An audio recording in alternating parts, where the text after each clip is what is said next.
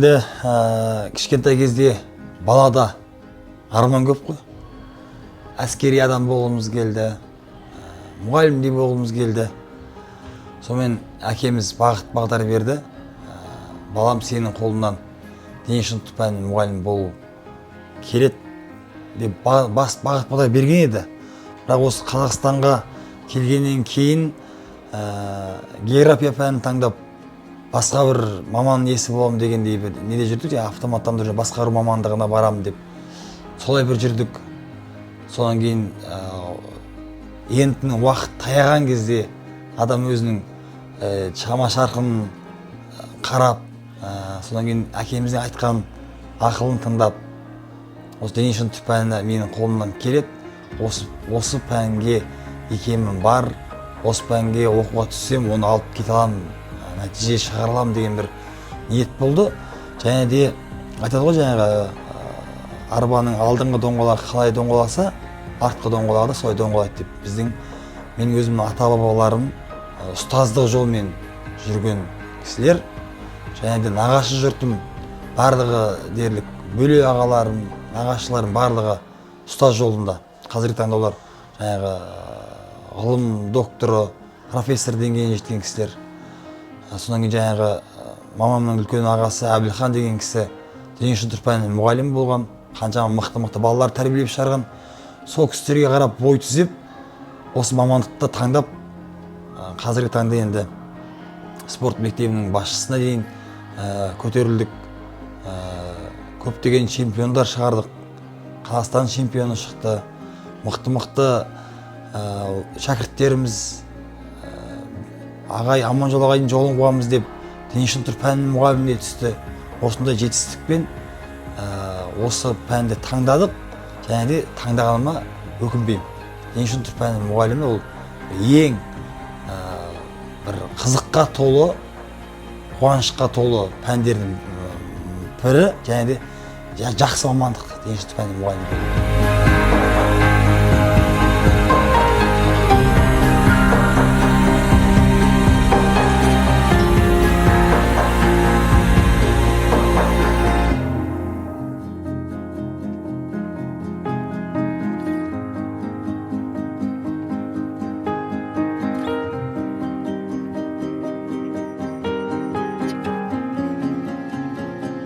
Көбінде шама келсе балаларыма көңіл бөлгенді жөн санаймын.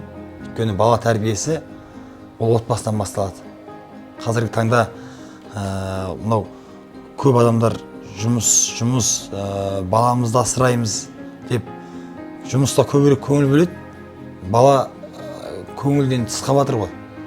Соны жаңа өткенде бір форумға барған едім ғой, әкелер форумға барған кезде қазіргі таңда банкомат әкелер көбейіп кетті деген сөздер шығып жатыр ғой. Сол сөзден кейін вообще балаларға көңіл бөлемін. Осы уақытында сол балаларды ойнатам, спортқа баулимыз. Және де біз өзіміз отбасымызбен өнерге жақын отбасымыз жаңағы. Үйде спектакль қоямыз, мюзиклдар қоямыз, ән айтамыз дегендей.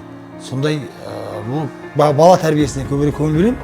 Содан кейін өзіміздің осы мектеп ұжымының жігіттерімен азын-аулақ демалып тұрамыз жаңағы. Доп ойнаймыз. Басқа да демалыс түрлері көп қой енді. Сол бірге жүреміз.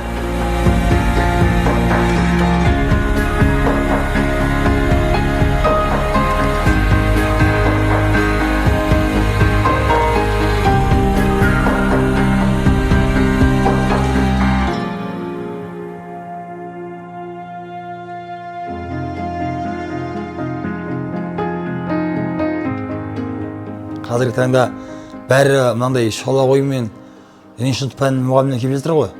Дене шынықтыру пәні оңай, топты бересінде қарап тұрасың, формула, олимпиадаға дайындамайсың, бір жауапкершілігі аздау пән деп ойлайды.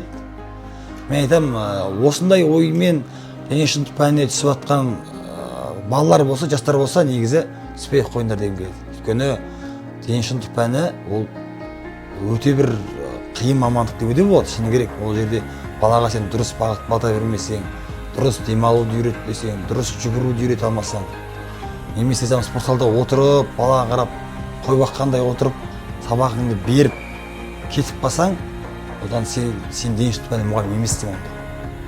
Дене шынықтыру пәні мұғалімі деген былай айтқан кезде демалыс ол кісі болмау керек. Анау сенбі жексенбі күндері баламен бірге орманға барып шаңғы тебу керек. Баланың бос уақытында дайындау керек жарыстарға. Енді болашақ дене шынықтыру пәні мұғалімдері болам деген жас мамандарға ұсынысым, бағыт бағдарым барлық пәнді, барлық спорт түрін меңгеру керек. Одан кейін баланың бойында қабілетті икемін байқау керек. Қай спортта икемі бар? Мысалы, баскетболшы бала болуы мүмкін, бірақ ол күресте жүру мүмкін, бойы ұзын, үйше салмағы да жоқ жіңішке мысалы. Немесе толықта бала жүру мүмкін баскетболда. Өз белгілі болады, соның бәрін анықтай алу керек.